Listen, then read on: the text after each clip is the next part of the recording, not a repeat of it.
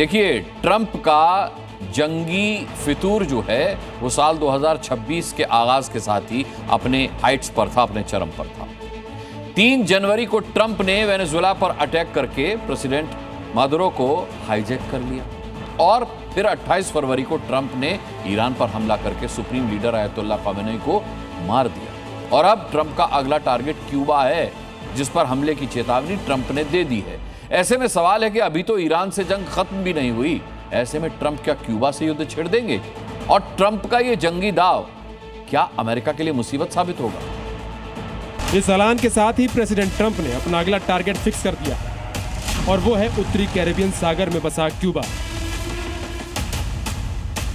Venezuela और Iran में सैन्य कार्रवाई के बाद ट्रंप किसी भी वक्त क्यूबा पर हमला कर सकते हैं।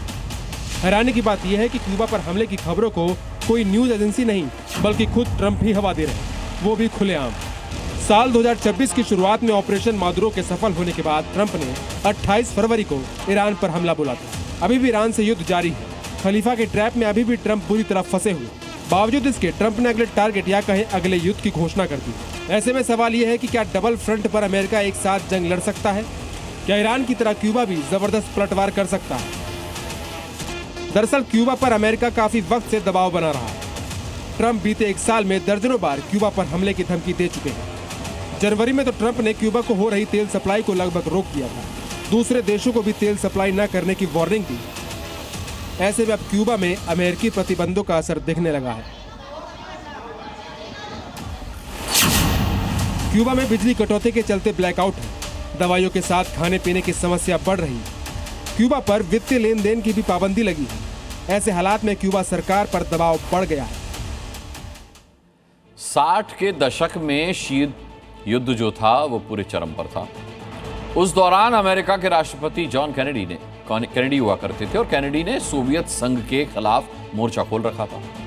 तो वहीं क्यूबा और अमेरिका के रिश्तों में भी खटास थी। क्यों? क्योंकि फिदेल कास्त्रो के नेतृत्व में बनी कम्युनिस्ट सरकार को गिराने के लिए अमेरिका लगातार कोशिश कर रहा था। अमेरिका का यही दखल जो था वो साल 1962 में एटमी जंग के मुहाने तक जा पहुंचा था। आपको बता दें, दरअसल सोवियत नेता निकिता खुसरेव ने क्यूबा के सुप्रीम लीडर फिदेल कास्त्रो से हाथ मिलाया और अमेरिका पर लगाम लगाने के लिए सबसे भीषण अटैक का प्लान तैयार किया। सोवियत संघ ने क्यूबा एक सैन्य बेस पर गुपचुप तरीके से परमाणु मिसाइलें तैनात कर दी। आप ये जानकर हैरान रह जाएंगे कि सोवियत संघ ने यूएस बॉर्डर से महज 90 मील की दूरी पर अपनी एटमी मिसाइल को तैनात किया था।